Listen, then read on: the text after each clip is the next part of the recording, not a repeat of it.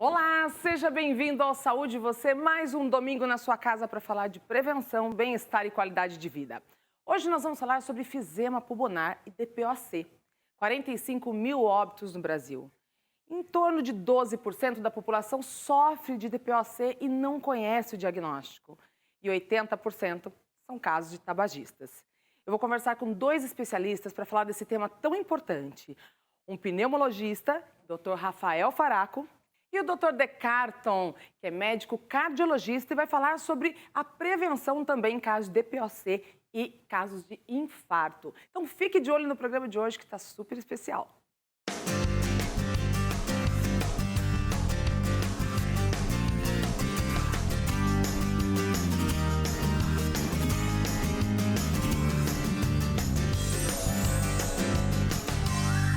E agora eu converso com o Dr. Rafael Faraco. Tudo bem, doutor? Tudo bem, Duda, obrigado. Seja bem-vindo ao programa. Obrigado pela oportunidade. O que é, na verdade, doutor, o efizema pulmonar e o DPOC?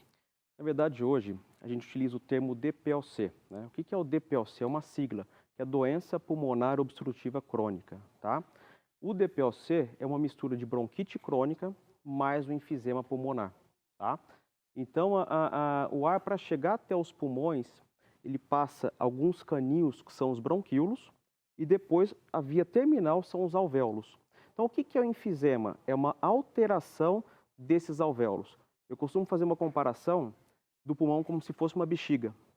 Se eu pego a bexiga, eu inflo a bexiga e solto, o ar fica dentro. Se eu soltar o gargalo da bexiga, todo aquele ar represado, ele vai sair da bexiga pela força elástica. Sim. O DPOC, o que é? É uma perda ou uma redução dessa elasticidade do pulmão. Então fica represado realmente o ar dentro do pulmão. Então tem uma diferença, na verdade, né? Exatamente. Aquela figura a gente ilustra bem. Então tem os bronquíolos, tá? De um lado, a gente percebe que tem um orifício por onde passa o ar.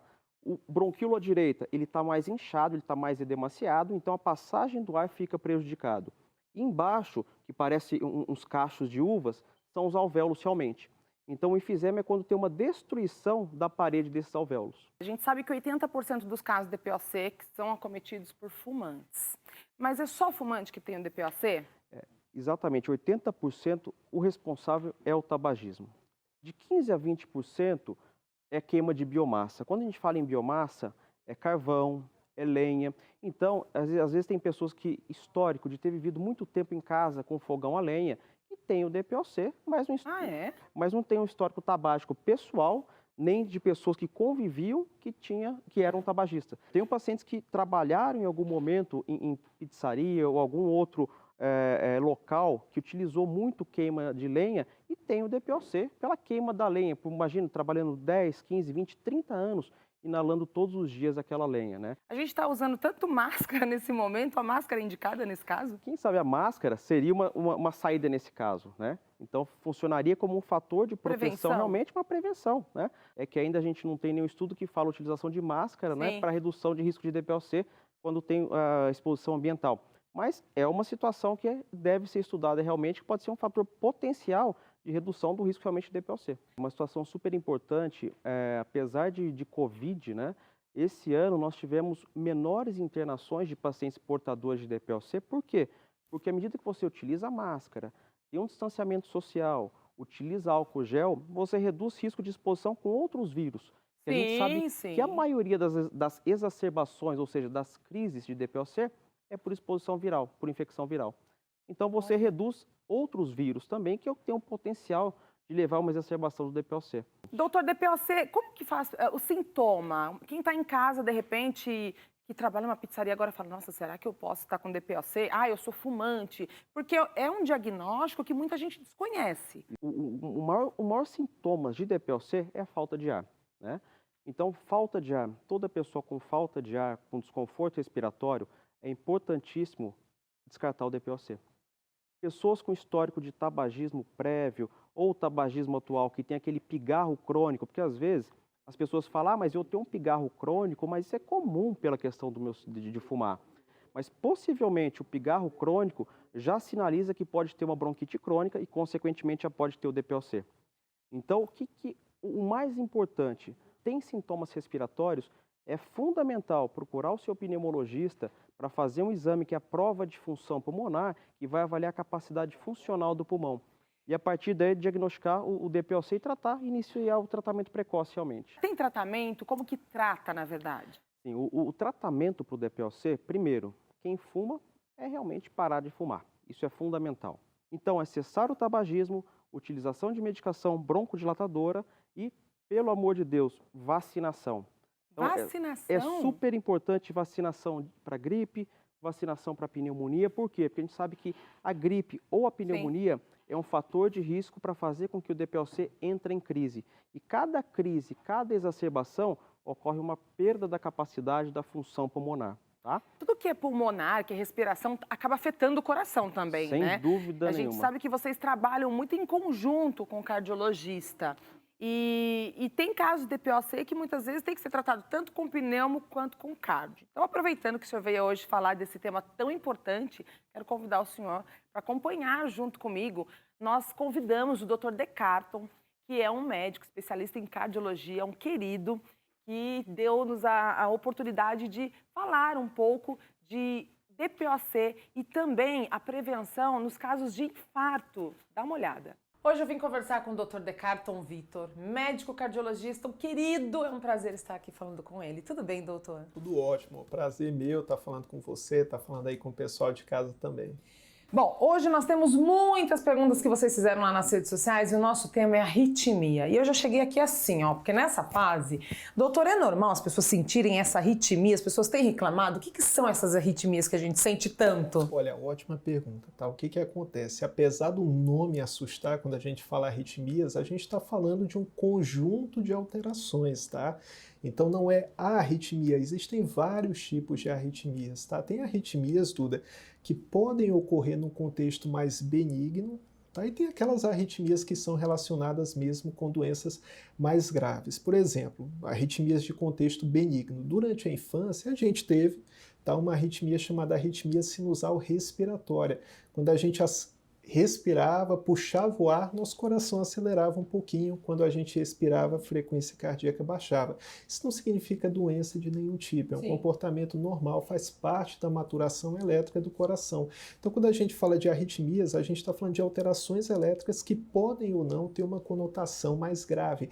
Em relação a arritmias graves, tem aquela fibrilação atrial, que é uma arritmia bem prevalente, está cada vez mais aí no conhecimento da população, porque entre os efeitos colaterais dela está um muito grave, que é o derrame, que é o AVC. Eu acho que tudo que mexe com o coração as pessoas têm medo, né? Eu mesma, eu cheguei aqui no consultório, às vezes eu sinto uma arritmiazinha.